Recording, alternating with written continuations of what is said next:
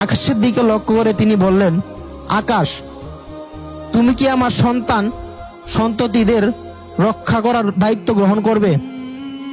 প্রতি উত্তরে আকাশ বলল, হে আদম, আমি তোমার সন্তানদেরকে রক্ষা করার দায়িত্ব গ্রহণ করতে পারবো না।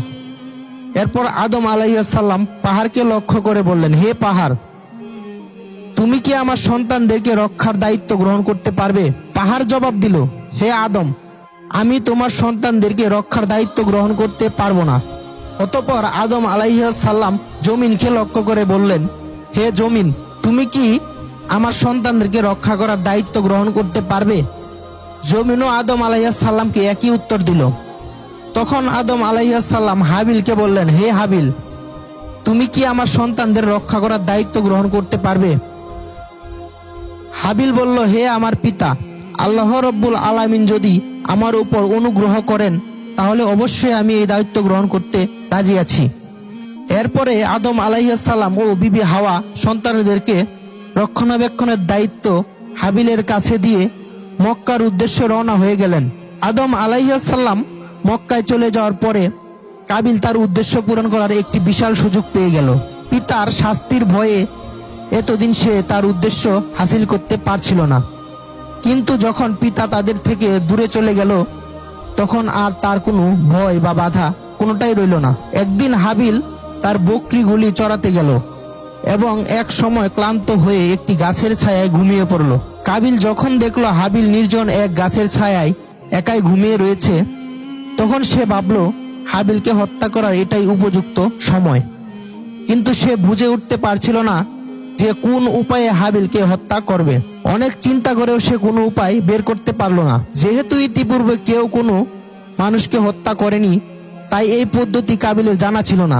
ঠিক এই সময় ইবলিস শয়তান এসে দেখলো হত্যা করা নিয়ে হাবিল দ্বিধাদ্বন্দ্বে ভুগছে। তখন সে বলল, অবশ্যই তাকে হত্যা করার জন্য সাহায্য করা আমার একান্ত দায়িত্ব ও কর্তব্য। আমি তো এমন একটি সুযোগের অপেক্ষায় ছিলাম। তাই সে আর দেরি না করে একজন প্রতীকের বেশ ধরে কাবিলের সামনে এসে দাঁড়ালো।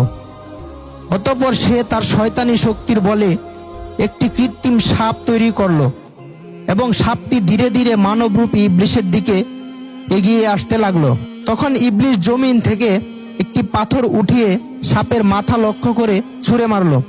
ফলে সাপের মাথা থেতলে গেল এবং সেখানেই সাপটি মারা গেল। হত্যা করার এই পদ্ধতি দেখে কাবিল অত্যন্ত খুশি হলো এবং সে স্থির করলো এই পদ্ধতিতেই সে হাবিলকে হত্যা করবে।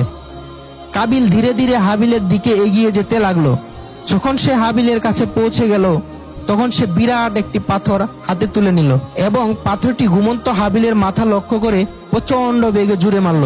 পাথরের আঘাতে হাবিলের মাথা ফেটে চৌচির হয়ে গেল এবং সাথে সাথে তার মৃত্যু হলো। হাবিলকে হত্যা করার পর কাবিল নতুন এক সমস্যায় পড়ল, আর সেই সমস্যা হচ্ছে হাবিলের মৃতদেহ কিভাবে গোপন করবে। সে নিজের আত্মরক্ষা করবে, তার মনে এই চিন্তা। যদি হাবিলের লাশ এভাবে এখানে পড়ে থাকে তাহলে তার মৃত্যুর কথা নিশ্চয়ই পিতা শুনবেন এবং আমি যে তার হত্যাকারী এটা অবশ্যই তিনি বুঝতে পারবেন। সুতরাং হাবিলের মৃত্যুর খবর কিছুতেই যাতে পিতার কানে না পৌঁছায় এবং তার লাশেরও যাতে তিনি কোনো সন্ধান না পায়, এজন্য তার লাশকে গোপন করে রাখতে হবে। কিন্তু কাবিল বুঝতে পারছিল না যে কিভাবে সে তার ভাই হাবিলকে দাফন করবে। যেহেতু ইতিপূর্বে এ কাজ পৃথিবীর কোনো মানুষই করেনি, তাই কাবিল তার ভাই হাবিলের মৃত লাশ